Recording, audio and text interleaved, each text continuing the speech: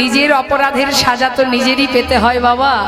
আজ যে কর্মটা সে নিজে করছে সে জানে না যে এর ফল কি হতে পারে। সবাইকে বিদায় দিয়ে পুরো দায়িত্বটা নিজে নিয়ে নিলেন। কাল থেকে আর কেউ ওই নিমাইয়ের নামে হরিবোল বলবে না, কাল থেকে আর কেউ হরিনাম করবে না। যাও চলে যাও, আমার ওপরে বিশ্বাস ভরসা করে চলে যাও, দেখছি কি করা যায়। সবাই বিশ্বাস করে চলে গেল, ভরসা পেল একটা। এদিকে মস্ত বড় গোপাল পণ্ডিত বিলম্ব না করে আবার ফিরে গেল সেই শ্মশানে। শ্মশানে গিয়ে যা যা জিনিস দিয়ে মায়ের পূজা করেছিল সব কিছু গুটিয়ে নিয়ে ধীরে ধীরে শ্রীবাসের অঙ্গনের সামনে। বাবা দরজা বন্ধ আছে তো, অনেক রাত, মধ্যরাত, কেউ জেগে নেই, সবাই ঘুমাচ্ছে। গোপাল একা একা ভবানী মায়ের পূজার সজ্জা নিয়ে সেই শ্রীবাসের ঘরের সামনে সেই জবা আতপ তুণ্ডুল যা কিছু ছিল সব কিছু ছড়িয়ে ছিটিয়ে রেখে, মদের ভাণ্ড টুকরো টুকরো করে ছড়িয়ে রেখে, তাতেও তার শান্তি হলো না। ছাগ মুন্ডু সেই শ্রীবাসের ঘরের দরজায় শিকলের উপর বেঁধে দিল। ঘরের শিকলে বেঁধে দিয়ে অট্ট হাসি হাসতে হাসতে বলে উঠল, কাল সকাল হতে না হতেই নবদ্বীপের গোটা বৈষ্ণব ওই নিমাইকে করবে অভিশাপ, শ্রীবাসকে করবে অভিশাপ। আর কেউ কীর্তন করবে না, আর কেউ হরিনাম করবে না। মনের আনন্দে গোপাল হাসতে হাসতে চলে গেল। এদিকে সকাল হওয়ার আগেই, ভোর হওয়ার আগেই, তিনি তো সবই জানেন মা, প্রভু ভিতরে শ্রীবাসের ঘরের ভিতর থেকে মনে মনে চিন্তা করছে যে যে কর্মটা আজ করে গেল এটা তো জগতে সবাইকে প্রমাণ দিতে হবে। ভবানী মায়ের পূজার সজ্জা নিয়ে যে কুকর্ম করলো গোপাল, এর সাজা তো ওকে পেতেই হবে। শ্রীবাসকে বলছে, শ্রীবাস বলো দয়াময়, তোমার ঘরে হরিনাম করছি বটে, কিন্তু কেন জানি না আজ আমার মায়ের কথা খুব মনে পড়ছে, তাই আজ আর হরিনাম করব না। শ্রীবাস তুমি এক কাজ করো, দরজাটা খুলে দাও, আমি মায়ের কাছে যাব। হরি বল। শ্রীবাস পণ্ডিত কি করেছে, মা প্রভুর কথা মতো তিনি ধীরে ধীরে দরজার কাছে এসেছে। যেই না দরজাটা খুলেছে, খুলবা মাত্রই সমস্ত ভবানী মায়ের পূজার সজ্জা দেখে চিৎকার করে উঠেছে, কে তুমি, কি এমন কর্ম করেছো? ওগো তুমি কে? একটিবার এসে সামনে দাঁড়াও, আমাকে দেখা দাও, কে এমন কর্ম করেছো আমার ঘরের সামনে? আমি তো কখনো জ্ঞান তো কারোর কাছে কোনো অপরাধ করিনি। আজ ভবানী মায়ের পূজার সজ্জা এখানে ছড়িয়ে কে রেখেছো? কে তুমি? আমার সামনে এসো, আমাকে একবার দেখা দাও। শ্রীবাস পণ্ডিত দরজায় বসে বসে কাঁদছে। দেখতে দেখতে যেই না একটু ভোর হয়েছে বাবা, নবদ্বীপের বৈষ্ণবগণ ওই রাস্তা দিয়ে যাচ্ছে গঙ্গায় স্নান করতে। ব্রাহ্মণের দল, বৈষ্ণবের দল, তারা গঙ্গা স্নানে যখন যাচ্ছে, হঠাৎ শ্রীবাসকে পথের ধারে কাঁদতে দেখে, ঘরের সামনে কাঁদতে দেখে তারা দেখছে সর্বনাশ, এ কি করেছে? শ্রীবাস একজন পরম বৈষ্ণব, তার ঘরের সামনে এমন কুকর্ম।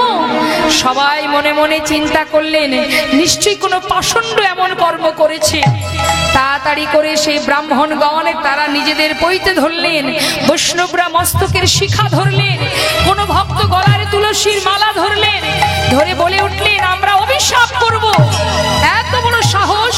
শ্রীবাস পরম বৈষ্ণব, তার ঘরের সামনে এমন কুকর্ম, আমরা তাকে অভিশাপ দেব, সে ধ্বংস হয়ে যাবে।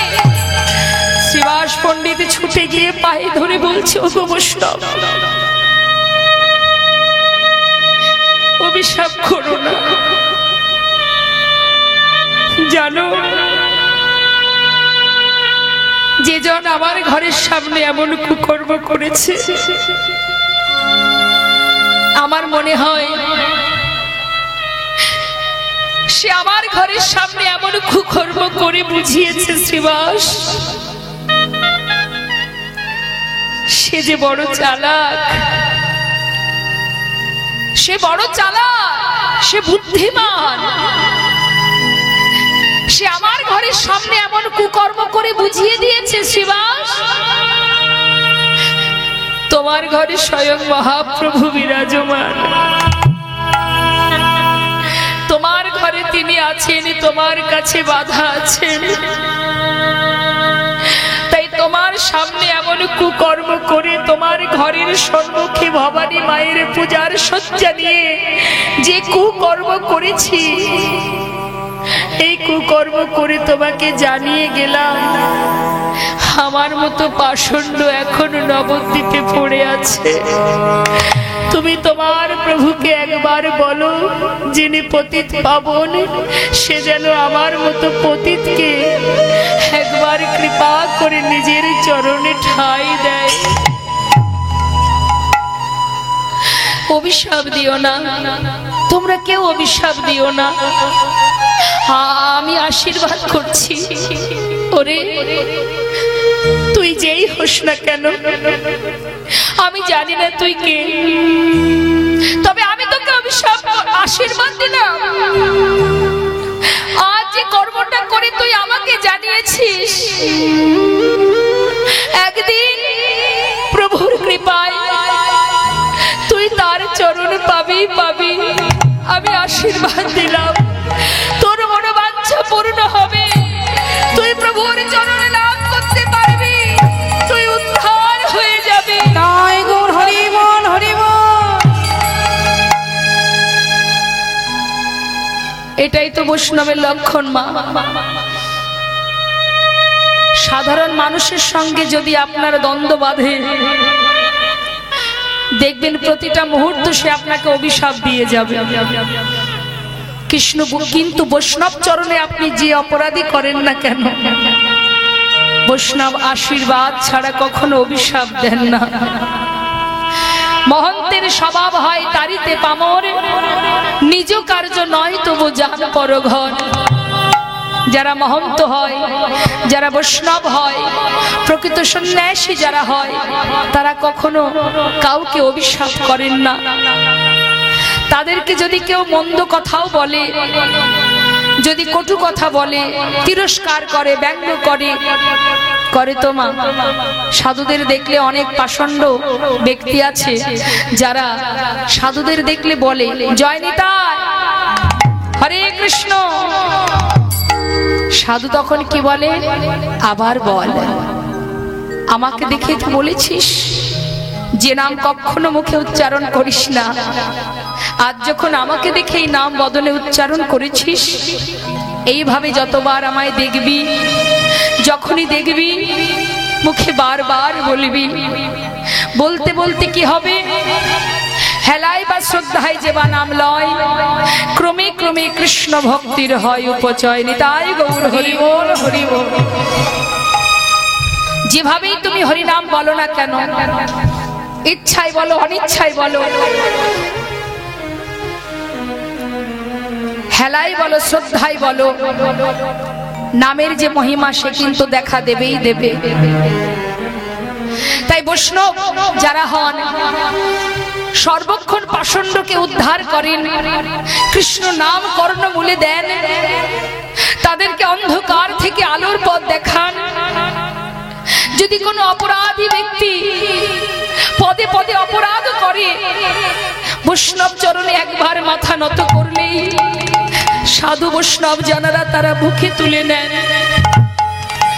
আজ শ্রীবাস পণ্ডিত ঠিক তদ্রূপ এমন কুকর্ম করা সত্ত্বেও বলে উঠলেন, তুই যেই হোস না কেন, আমি তোকে আশীর্বাদ করলাম, একদিন তুই তার চরণ পাবি পাবি। সঙ্গে সঙ্গে যারা স্নানে যাচ্ছিলেন তারা তাদের হাত সরিয়ে নিলেন, অভিশাপ দিতে পারলেন না। এদিকে নিজে হাতে শ্রীবাস পণ্ডিত সব কিছু পরিষ্কার করে যেই না ভিতরে গেছে গৌরহরি জিজ্ঞাসা করছে, শ্রীবাস দরজা খুলতে তোমার এত দেরি হলো কেন? জিজ্ঞাসা করছে মা। শ্রীবাস পণ্ডিত করজোড়ে বলছে, দয়াময় কি জানো তো, সকালবেলা এই ভোরবেলা দরজায় দাঁড়িয়েছিলাম, কত বৈষ্ণব ব্রাহ্মণ তারা সবাই দল বেঁধে গঙ্গা স্নানে যাচ্ছে, আমি দরজায় দাঁড়িয়ে দাঁড়িয়ে বৈষ্ণব দর্শন করছিলাম, তাই একটু দেরি হয়ে গেছে।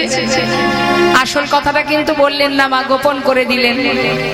প্রভু মনে মনে চিন্তা করলেন, শ্রীবাস তুমি পরম বৈষ্ণব, তাই সত্যটাকে তুমি গোপন করে দিলে। তবে যে সত্যটা আজ তুমি গোপন করে দিলে, একদিন এই সত্যটা জগতের সবাই জানতে পারবেন। তাই তিনি কি করলেন, শ্রীবাসকে বললেন, চলো শ্রীবাস আমাকে নিয়ে চলো ঘরে। শ্রীবাস পণ্ডিতকে নিয়ে ভক্তগণকে সাথে করে নিয়ে মায়ের কাছে এসে পৌঁছালেন। এদিকে হলো কি বাবা, একদিন গেল, 2 দিন গেল, 3 দিন গেল।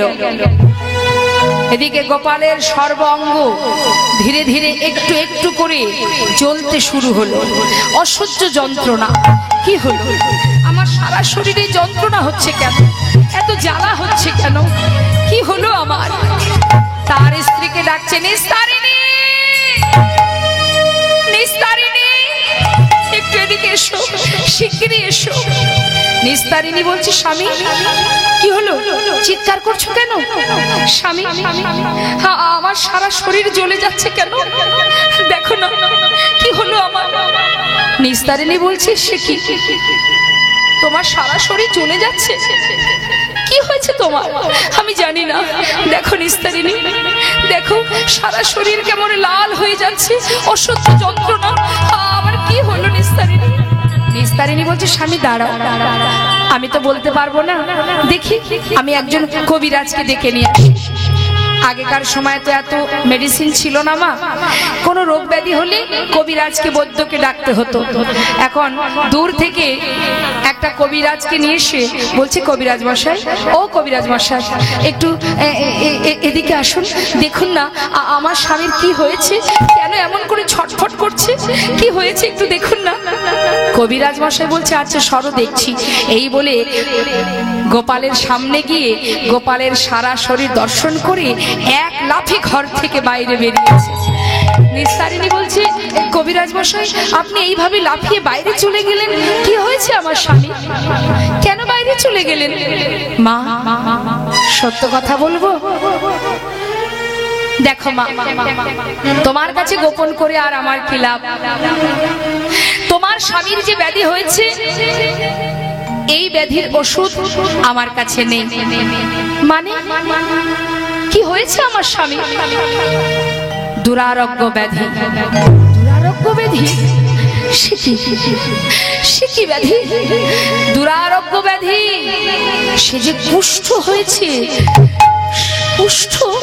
হ্যাঁ, এর ওষুধ তো আমার কাছে নেই মা, তাই আমার কিচ্ছু করার নেই। তিনি যতদিন রাখবেন ততদিনই থাকতে পারবেন, আমি কিচ্ছু করতে পারবো না। আমি যাই মা, আমি যাই। কবিরাজ মশাই একটু তো ওষুধ দিয়ে যান, আমার কাছে কিছু নেই, আমি দেবো কি? আমি আসি মা, আমি আসি। চলে গেলেন কবিরাজ মশাই।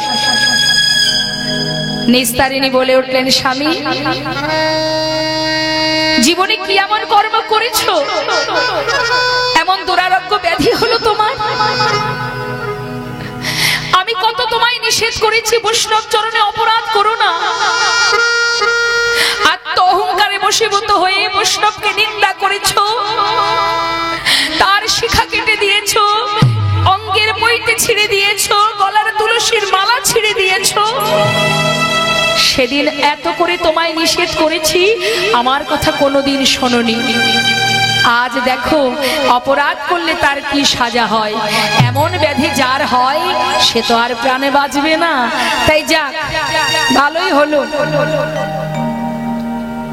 ভেবেছিলাম কয়দিন ধরে বাপের বাড়ি যাব, তা এখন দেখছি আর 2-1 দিনের জন্য যে লাভ নেই, একেবারে লোটা কম্বল গুটিয়ে নিয়ে চলে যাব। আর থেকে কি হবে? আমি আমি তোমার স্ত্রী হতে পারি, আমি তোমার সহধর্মিণী হতে পারি, আমি তোমার পত্নী হতে পারি, কিন্তু এই কুষ্ঠগলিত দেহ সেবা করার মতো পত্নী আমি নই। পতি আছো ঠিক আছে, তাই বলে তোমার এই কুষ্ঠ আমি সেবা করতে পারবো না। যেমন অপরাধ করেছো তেমন তার সাজা। এই আমি চললাম বাপের বাড়ি। নিস্তারিণী, তুমি কি বললে নিস্তারিণী? সারা জীবন তোমার জন্য কারোর কথা ভাবিনি, কিসে তোমাকে খুশি করব, তোমাকে ভালো রাখবো। সুন্দর সংসার সাজিয়েছি তোমার সুখের জন্য, আর আজকে আমার বিপদের দিনে, আজ আমার দুর্দিনে তুমি আমায় ছেড়ে চলে যাচ্ছ। নিস্তারিণী, তুমি চলে গেলে কে আমাকে খোদাই দুটো অন্ন দেবে, কে পিপাসায় একটু জল দেবে? নিস্তারিণী, তুমি যেও না, তুমি যেও না নিস্তারিণী, তুমি আমায় ছেড়ে যেও না। হরি বল। নিস্তারিণী চিন্তা করছে, এখন যদি স্বামীর এই অবস্থায় চলে যায়, পাড়ার লোকে হয়তো কত কথা বলবে, এইভাবে যাওয়া যাবে না। যাব তো আমি অবশ্যই, তবে কিছুদিন পর। হরি বল, হরি বল। কি করলেন মা? স্বামীর সঙ্গে শর্ত করে নিলেন। কি শর্ত? যে দেখো, তোমার কাছে আমি থাকতে পারি যদি তুমি আমার কয়েকটি কথা রাখতে পারো। কি কথা? কি কথা রাখতে হবে? এক, এই যে তুমি, তোমার সারা শরীরে কুষ্ঠ হয়েছে, ব্যাধি হয়েছে, আমি কিন্তু তোমার এই কুষ্ঠ সেবা করতে পারবো না। তাই তুমি আর এই যে আমার এত বড় বাড়ি, এই বাড়িতে তুমি আর থাকতে পারবে না, তোমাকে রাখতে পারবো না। তাই তো, ছোঁয়াচে রোগ। এখন যদি তোমাকে এখানে রাখি, তাহলে তো এটা অন্য কারোরও আমারও হতে পারে। তাই তোমাকে এই বাড়িতে রাখবো না। তুমি যদি থাকতে চাও, তাহলে ওই গোয়াল ঘরের এক কোণে আমি তোমার জায়গা করে দেব, সেখানে তোমাকে থাকতে হবে না। তাই গৌর হরি বল। একবার অনুভব করুন মা, এটাই সংসার জীবন, এটাই হচ্ছে সংসার। যত সময় করতে পারবে তত সময় তোমার পাশে অনেক বন্ধু জুটবে। যেদিন তোমার ক্ষমতা ফুরিয়ে যাবে, সেদিন দেখবে তোমার পাশে আর কেউ নেই। দিতে যত সময় পারবে সবাই ভালোবাসবে, যেদিন তুমি দিতে পারবে না, সেদিন তোমার আপনজন তোমাকে আর চিনবে না। নিতাই গৌর হরি বল, হরি বল। তাই আজ শর্ত দিচ্ছে নমা আমার দিকে। স্বামী সেবা করেন তো? হ্যাঁ, ওই যে গল্প করছে, একটু ডেকে দিন তো। সুযোগ পেয়েছে আজকে গল্প করার। হরিবল, হরিবল। আমার দিকে ঘুরে বসুন না, যে যার মতো গল্প করছেন আমার দিকে ঘুরে বসুন। হ্যাঁ, ঘুরে বসুন এই দিকে। বাড়িতে সিরিয়াল দেখেন? সিরিয়াল হয় বাড়িতে? হয় সিরিয়াল, বলবেন তো? এদিকেও সিরিয়াল হয়? বাহ, দেখেন তো সিরিয়াল। হ্যাঁ, সিরিয়ালের সময় কেউ যদি এসে একবার বলে, সরো তো ওই চ্যানেলটা ছেড়ে দিয়ে একটুখানি খবরের চ্যানেলটা চালাও তো, রাখো তোমার খবর, সারাদিন তোমার সংসারে খাটছি, আর সিরিয়ালের সময় ডিস্টার্ব করতে পারবে না। হ্যাঁ, সারাদিন খেটেছি সিরিয়াল দেখার জন্য, এখন তো আর চেঞ্জ করতে পারবো না। কি মন দিয়ে, মন প্রাণ দিয়ে আমরা সিরিয়াল দেখি না? ভালো লাগে সিরিয়াল দেখতে? ভালো লাগে না? কে কে সিরিয়াল দেখেন একটু হাত তুলে দেখান। আমি দেখিনি। ও, তার মানে যারা হাত তোলেননি, আমি কিন্তু মেনে নেব যে তারাই সিরিয়াল দেখে। হরি বল। তা সিরিয়াল দেখার সময় মনটা সুন্দরভাবে ওই টিভির মধ্যে ঢুকে যায়। তা ওই মনটা যদি একটু কীর্তনে দেওয়া যেত, তবে তো কাজের কাজ হতো। হ্যাঁ, কিসের এত গল্প হচ্ছে? আমার দিকে তাকান, এইদিকে। ওই দেখুন কার সাথে কি কথা বলছে। একবার হাত তুলুন তো দেখি সবাই মিলে। ওই যে মা গল্প করছে, একটু ডেকে দিন। কি বান্ধবী চলে যাচ্ছে? বান্ধবী চলে যাচ্ছে বলে কথা বলছেন? একটু ঘুরে বসতে বলুন ওনাকে, চাদর মুড়ি দিয়ে যিনি আছেন। হ্যাঁ, এইদিকে ঘুরুন, এইদিকে ঘুরে বসুন। হাত তুলুন দেখি, যিনি চাদর গায়ে দিয়ে আছেন ওনাকে একটু বলুন তো হাতটা তুলতে। তুলুন তুলুন, হাতটা তুলুন, আমি দেখতে পাচ্ছি আপনাকে, আপনি হাতটা তুলুন, সবাই তুলুন।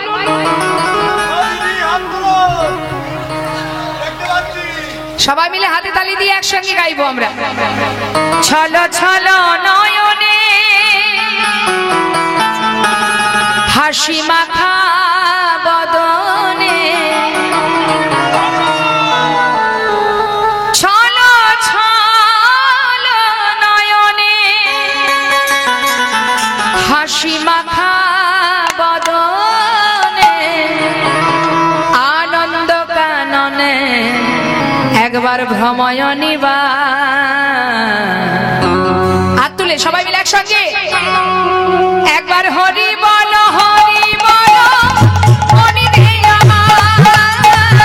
হরি বল হরি বল মনি দিয়া হরি বল হরি বল মনি দিয়া।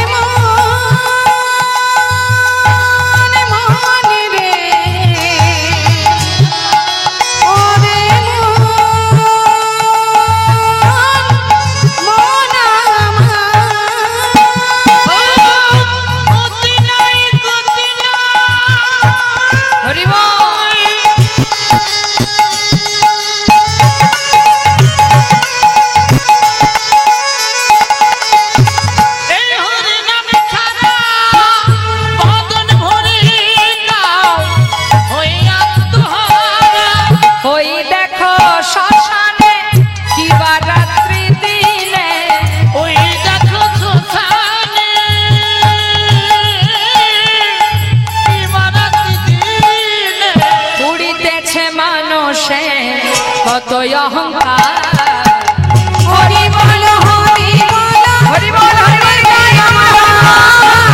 হরি বল হরি বল মনি দিয়া হরি বল হরি বল মনি দিয়া হরি বল হরি বল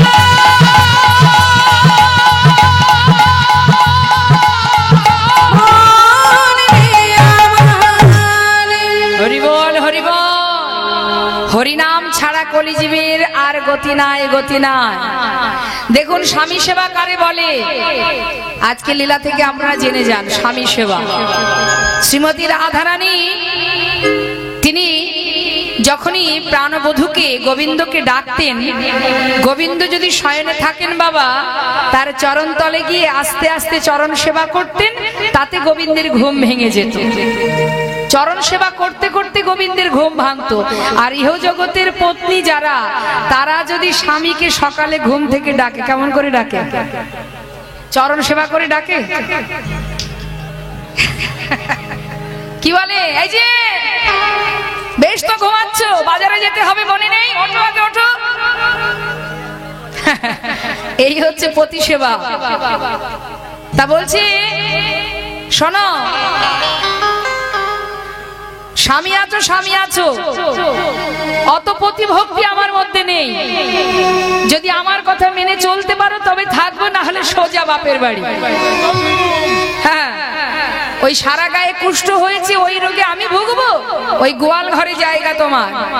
যদি থাকতে পারো তবে থাকবো, না হলে আমি চলে যাব। আর কি যখন তোমার খিদে পাবে তোমাকে তো খেতে দিতে হবে, তাহলে যদি একটা কোনো সুন্দর থালায়, একটা সোনার থালাই করে যদি আমি তোমাকে ভাত খেতে দিই, তাহলে কি হবে? ওই থালাটা ওটা তো আর ঘরে তুলতে পারবো না, যেহেতু তোমার গায়ে কুষ্ঠ হয়েছে। এখন ওই থালাটা আমি ঘরেও তুলতে পারবো না, আবার কাজের বউকে দিয়ে যদি বলি যে এটা পরিষ্কার করে দাও, সেও ছবে না, তাহলে থালাটা আর নিতে পারবো না। তাই আজ থেকে তোমাকে সোনার থালায়ও খেতে দেব না, তোমাকে খেতেই যদি হয় তাহলে কলার পাতায় করে, কলার খোলায় করে খেতে হবে। আর একটা শর্ত, সোনার গ্লাসে করে জলও দেব না, সেটা আর ঘরে নিতে পারবো না। তাই জল খেতে যদি চাও তাহলে নারিকেলের মালাই করে দেব। নিতাই গৌর হরি বল। সারা জীবন পরিশ্রম করেছেন না মা সংসারের জন্য, স্বাদের 3 তলা ফ্ল্যাট বানিয়েছি, কত কিছু করেছি, 4টে বাড়ি, 10টা গাড়ি, সব করেছি। কিন্তু যেদিন তোমার দুর্দিন আসবে, অসময় আসবে, সেদিন তুমি সেই সংসারের বোঝা হয়ে যাবে। গোয়াল ঘরে বসে বসে কাঁদছে গোপাল, তার গিন্নি সেই যে চলে গেছে উপরে, আর নিচে নেমে আসে না। একদিন গেল, দুদিন গেল, গোপালের সর্বাঙ্গ কুষ্ঠ দিনে দিনে বাড়তে শুরু হলো। অসহ্য যন্ত্রণা, সারা অঙ্গে ঘা হয়ে গেল। নিস্তারিণী,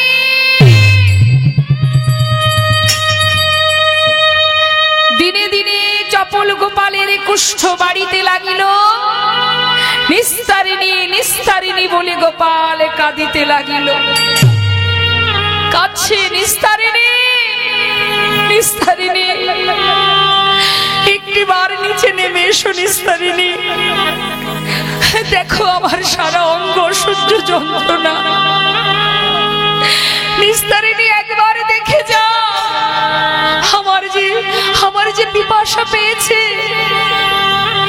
একটু জল দেবে নিস্তারিণী।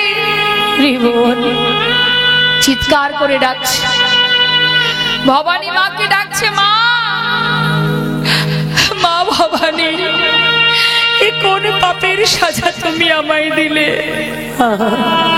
আজ কোথায় আমার জায়গা হলো? সারা জীবন যাদের সুখের জন্য আমি এই সুন্দর সংসার গড়েছি,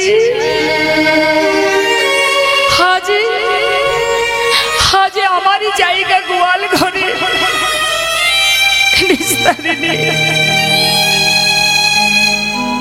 আজ তো আমার বলতে মনে হচ্ছে, আমি বলি, এই দারুণ সংসারে চরিত্র দেখিয়া আমার পরাণে লাগিছে ভয়।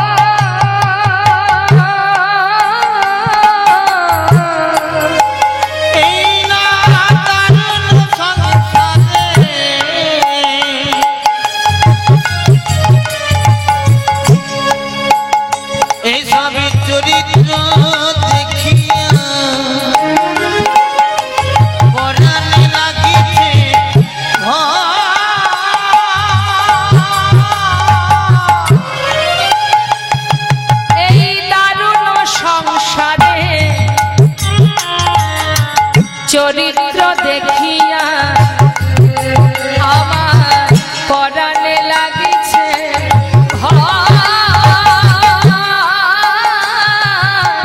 কলির কাল সাপের মুখে।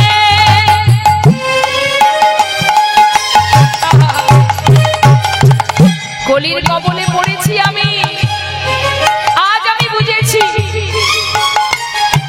কলির কাল সাপের মুখে শুধিয়া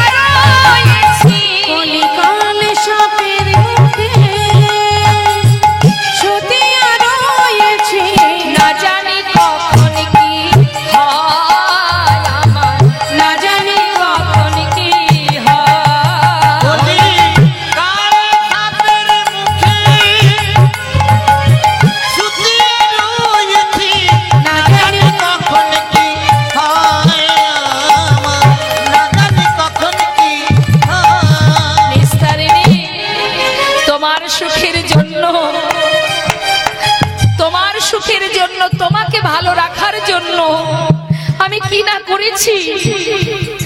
শোনো শোনো নিস্তারিণী,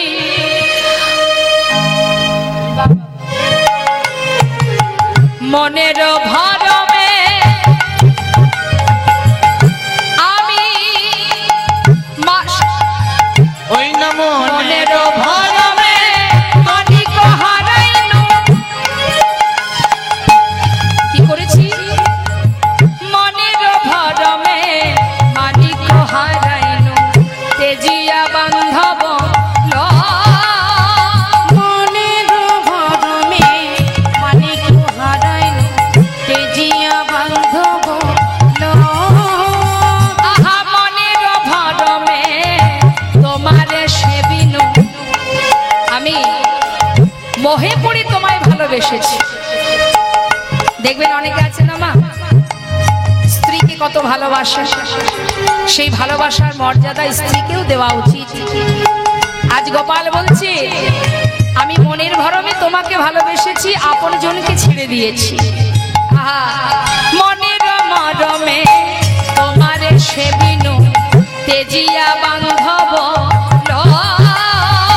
মনের মরমে তোমারে সেবিনু, তেজিয়া বান্ধব ওই কাচের ভরমে মানিক হারাইনু। কাচের ভরমে ওই মানিক হারাইলু, কাচের ভরমে মানিক হারাইনু।